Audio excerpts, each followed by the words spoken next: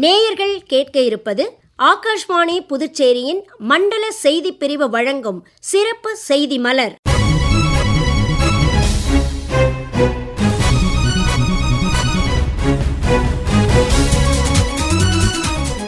மத்திய தகவல் ஒலிபரப்புத்துறை இணை அமைச்சர் டாக்டர் எல். முருகன் இன்று புதுச்சேரியில் கலந்து கொண்ட மத்திய பட்ஜெட் 2025-26 பற்றிய செய்தியாளர்கள் சந்திப்பின் தொகுப்பு இன்றைய மலரில் இடம்பெறுகின்றது.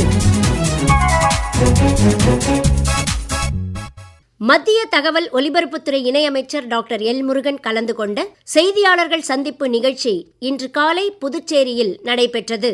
மத்திய பட்ஜெட் 2025-26 குறித்து ஒரு தனியார் உணவகத்தில் நடைபெற்ற இந்த செய்தியாளர்கள் சந்திப்பில் டாக்டர் எல். முருகன் பேசியபோது, மாண்புமிகு பிரதமர் திரு நரேந்திர மோடிஜி அவர்கள் இந்த நாட்டினுடைய வளர்ச்சியினுடைய வேகம் இதை தான் வைத்துக்கொண்டு ஒரு மிகப்பெரிய அளவில் இந்த நாட்டை வளர்ச்சி பாதையில் எடுத்து சென்று கொண்டிருக்கிறார்கள். கடந்த 10 ஆண்டுகளில் இந்த நாட்டினுடைய வளர்ச்சி வீதம், அதாவது இங்கிலாந்தை பின்தள்ளிவிட்டு மிகப்பெரிய வளர்ச்சியடைந்த பொருளாதார நாடுகளில் 5வது இடத்துல நாம் இன்றைக்கு முன்னேறி இருக்கின்றோம். 2014 நாம் இருந்தது 11வது இடம். இன்றைக்கு 10 வருஷத்துல 6 இடங்கள் முன்னேறி, அதுவும் இங்கிலாந்தை கூட பின்தள்ளிவிட்டு மிகப்பெரிய வளர்ந்து வருகின்ற பொருளாதாரத்தில் 5வது நாடாக இருந்து கொண்டிருக்கின்றோம். 2027 நாம் 3வது மிகப்பெரிய பொருளாதார நாடாக இலக்கு வைத்து நம்மளுடைய ஆட்சியானது அதற்கான வேலைகளை நாம் தொடர்ந்து செய்து கொண்டிருக்கின்றோம்.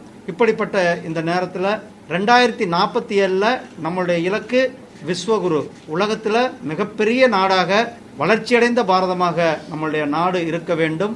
அதற்காக நாம் அனைவரும் அடுத்த ஸ்டெப் எடுத்து வைத்திருக்கிறோம். அதனுடைய ஸ்டெப்பாக இந்த 2025-2026 பட்ஜெட் ஒரு தலை சிறந்த பட்ஜெட். 2047 ஒரு வளர்ச்சியடைந்த நாடாக இருக்கணும்னா நாம் இன்னைக்கு பார்க்குறோம், மிகப்பெரிய நம்மளுடைய பாண்டிச்சேரியில் கூட இன்றைக்கு விமான நிலையம் வந்திருக்கிறது. அதே போல் மிகப்பெரிய அளவில் இன்ஃப்ராஸ்ட்ரக்சர் டெவலப்மெண்ட் பண்ணிட்டு கொண்டு இருக்கின்றோம். அதே நேரத்தில் அனைத்து மக்களையும், சப்கா சாத் சப்கா விகாஸ்னா அனைவரும் இணைந்து நம்மளுடைய பிரதமருடைய இலக்கோடு அனைவரையும் உள்ளடக்கிய ஒரு மிகப்பெரிய பட்ஜெட்டாக இந்த பட்ஜெட் தாக்கல் செய்யப்பட்டிருக்கிறது. இந்த பட்ஜெட்டினுடைய மிக முக்கியமான நோக்கம் ஜீரோ பாவர்ட்டி. நம்மளுடைய 2047 பாவர்ட்டியே இருக்கக்கூடாது என்பது. ஏற்கனவே இந்த கடந்த 10 ஆண்டுகளில் மாண்புமிகு பிரதமர் திரு நரேந்திர மோடிஜி அவர்கள் செயல்படுத்திய திட்டங்களால் கிட்டத்தட்ட 25 கோடி மக்கள் பிபிஎல் கீழே இருந்து மேலே வந்திருக்கிறாங்க. அதாவது அனைவருக்கும் வீடு கட்டும் திட்டத்தில் வீடு, அல்லது அவங்களுக்கு ஜல்ஜீவன் மிஷனில் குடிநீர் கனெக்ஷன், டாய்லெட் வசதி, அதே மாதிரி அவர்களுக்கு பிரைம் மினிஸ்டருடைய கரீப் கல்யாண் அண்ணா யோஜனா கீழே உணவு பாதுகாப்பு, இப்படி பல்வேறு திட்டங்கள் நிறைவேற்றியதன் மூலமாக மக்களுடைய வாழ்க்கை தரம் உயர்ந்து 25 கோடி பேர் பிலோ பாவர்ட்டி லைனிலிருந்து உயர்ந்த நிலைக்கு வந்திருக்கிறார்கள். அதே போல 100% தரமான பள்ளி கல்வியை கொடுக்க வேண்டும் என்ற இந்த பட்ஜெட், அதே போல இந்த பட்ஜெட்டினுடைய அஃபோர்டபுள் சுகாதார வசதிகள் ஏற்படுத்தி கொடுக்க வேண்டும் என்ற இந்த நோக்கத்துடன் இந்த பட்ஜெட். அதே போல உலகத்திலேயே அதிகமான மேன் பவர் இருக்கிற நாடு நம்மளுடைய பாரத நாடு. இந்த இளைஞர்களை ஸ்கில்டு மேன் பவராக, ஏன்னா இன்னைக்கு நம்ம உலகம் முழுவதும் பார்க்கிறோம், இந்தியாவினுடைய மேன் பவர் தான் இன்னைக்கு உலகத்தையே ஆண்டு கொண்டிருக்கிறார்கள். அந்த மேன் பவரை இன்னும் நாம பட்டத்தீட்டிய ஸ்கில்டு மேன் பவரை உருவாக்குவது இந்த பட்ஜெட்டினுடைய மிகப்பெரிய நோக்கம். அதே போல விமன் எம்பவர்மெண்ட், கடந்த 10 ஆண்டுகளில் வரலாற்று சிறப்பு மிக்க ஒரு சட்டத்தை கூட கொண்டு வந்தார் நம்மளுடைய மாண்புமிகு பிரதமர். என்னன்னா, பாராளுமன்றத்திலும் சட்டமன்றத்திலும் 33% இடஒதுக்கீடு சட்டத்தை கொண்டு வந்தார்கள். அதே போல நாரி சக்தி என்று சொல்லக்கூடிய மகளிர் மேம்பாட்டுக்காக அனைவருக்கும் வீடு கட்டும் திட்டத்தில் கூட அந்த வீட்டினுடைய பட்டா மகளிர் பேர்ல தான் நம்ம கொடுத்திருக்கிறோம். அதே மாதிரி ட்ரோன் தீதி, மகளிருக்கு செல்ஃப் ஹெல்ப் குரூப்புகள் மூலியமாக வேலை வாய்ப்பு, சுயமா அவர்கள் இருக்க வேண்டும் என்பதற்காக, அதுபோல 70% முத்ரா லோன், இப்படி நிறைய சொல்லி கொண்டு போகலாம். அவர்களை உயர்த்துவது 2025-26 பட்ஜெட்டினுடைய நோக்கமாக இருக்கிறது. அடுத்தபடியாக இந்த பட்ஜெட்டினுடைய மிகப்பெரிய ஒரு சாராம்சம், உலகத்திற்கு உணவு கொடுக்கும் food basket of the world. இந்தியாவிலிருந்து அனைத்து பகுதிகளுக்கும் உணவு நாம் கொடுப்பதற்கான ஒரு மிகப்பெரிய ஒரு நோக்கத்தோடு, மிகப்பெரிய ஒரு இலக்கோடு விவசாய துறையை மேம்படுத்துவதற்கான முக்கியத்துவத்தை இந்த பட்ஜெட்ல நாம் கொடுத்திருக்கின்றோம். அதே போல உலகத்தினுடைய மேனுஃபேக்சரிங் ஹப், அதான் MSME, make in India for world, இந்தியாவில் தயாரிக்கப்படுகின்ற பொருள்கள் உலகம் முழுவதும் சென்று சேர வேண்டும் என்ற அந்த லட்சியத்தோடு நம்மளுடைய இந்த பட்ஜெட்டானது நிறைவேற்றப்பட்டிருக்கிறது. உங்களுக்கு தெரியும் ஃபிஷரிஸ், அதாவது எக்ஸ்போர்ட்டில் மீன் பொருட்கள் இறால் ஏற்றுமதியில் உலகத்திலேயே நாம் 2வது இடத்துல இருக்கிறோம். கிட்டத்தட்ட 60,000 கோடி ரூபாய்க்கு ஆன எக்ஸ்போர்ட் நாம் பண்ணி கொண்டிருக்கின்றோம். மேலும் இந்த துறையை வலுப்படுத்தும் விதமாக, நமக்கு மீன் வளத்தை பெருக்கும் விதமாக ஒரு மிகப்பெரிய ஒரு திட்டத்தை கொண்டு வரப்படும். அதே மாதிரி அந்தமான் நிக்கோபார் மற்றும் லட்சத்தீவுகளில் இன்னும் அதிகமான இந்த ஆழ்கடல் மீன் பிடிப்பை ஊக்குவிதற்கான திட்டங்களை கொண்டு வரப்படும் என்ற ஒரு அறிவிப்பை இது கொடுக்கப்பட்டிருக்கிறது. ஏற்கனவே விவசாயிகளுக்கான கடன் அட்டை 3 லட்சம் ரூபாய் கிசான் கிரெடிட் கார்டு திட்டத்தை நாம் நடைமுறைப்படுத்தி கொண்டிருக்கின்றோம். அது இந்த பட்ஜெட்டில் 2025-26 பட்ஜெட்டில் 5 லட்சம் ரூபாயாக நம்மளுடைய மாண்புமிகு பிரதமர் திரு நரேந்திர மோடிஜி அவர்கள் உயர்த்தி கொடுத்திருக்கிறார்கள்.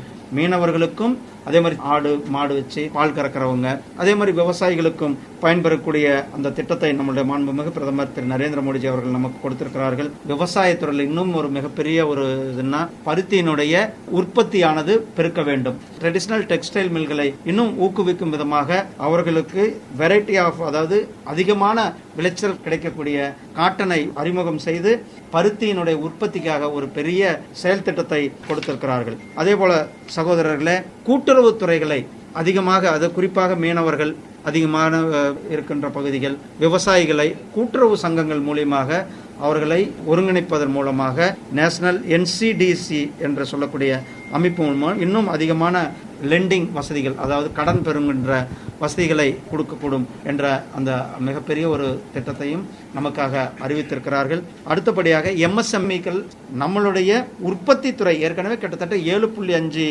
கோடி பேர் இந்த துறையில் இருக்கிறாங்க.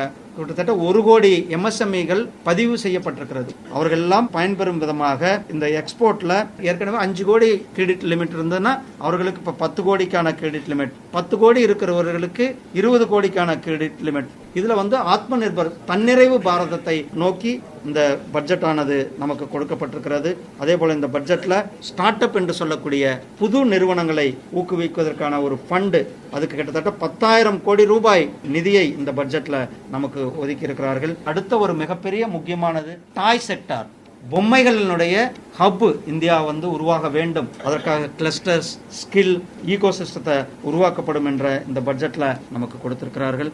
கிட்டத்தட்ட 8 கோடி குழந்தைகளுக்கும் 1 கோடி தாய்மார்களும் பயன்பெறும் விதமாக அங்கன்வாடி மூலியமாக சக்சம் அங்கன்வாடி அண்ட் போசான் 2.0 என்ற அந்த புரோகிராமை அனைத்து ஆஸ்பிரேஷன் டிஸ்ட்ரிக்ட்லையும் உருவாக்கப்படும்.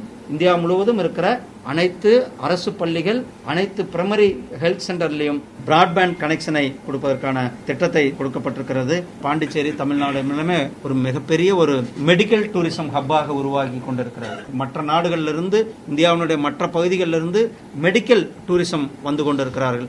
அதை ஊக்குவிக்கும் விதமாக medical tourism and heel in India என்ற திட்டத்தை நம்முடைய மாண்புமிகு பிரதமர் திரு நரேந்திர மோடிஜி அவர்கள் நடைமுறைப்படுத்த இருக்கிறார்கள்.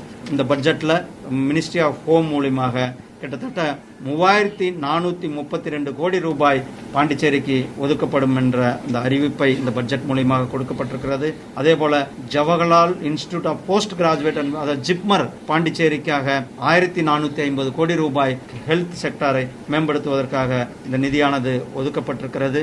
அதே போல இந்த பட்ஜெட்ல பாண்டிச்சேரி, காரைக்கால், மாஹி இந்த பகுதிகளுக்கு இருக்கின்ற ரயில்வே நிலையங்களை அமிர்த் பாரத் ரயில்வே திட்டங்கள் மூலியமாக ஏற்கனவே பாண்டிச்சேரியில் வேலை நடந்து கொண்டிருக்கிறது. இன்னும் அதை முழுமைப்படுத்துகின்ற விதமாக இந்த திட்டங்களை 4 ஆண்டுகளுக்குள்ள முடிக்கப்படும் என்ற இந்த இன்ஃப்ராஸ்ட்ரக்சர்ல சொல்லியிருக்கிறது.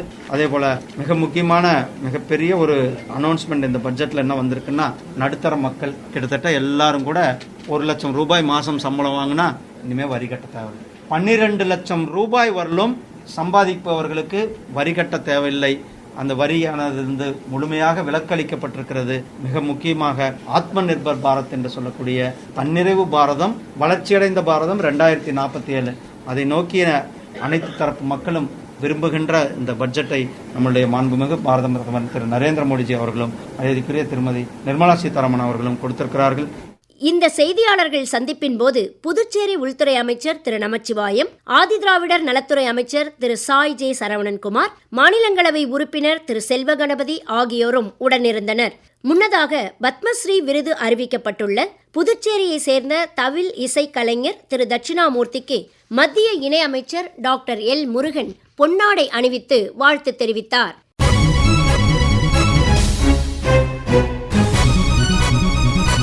நேயர்கள் இதுவரை கேட்டது மத்திய தகவல் ஒலிபரப்புத்துறை இணை அமைச்சர் டாக்டர் எல். முருகன் இன்று புதுச்சேரியில் கலந்து கொண்ட மத்திய பட்ஜெட் 2025-26 குறித்த செய்தியாளர்கள் சந்திப்பு.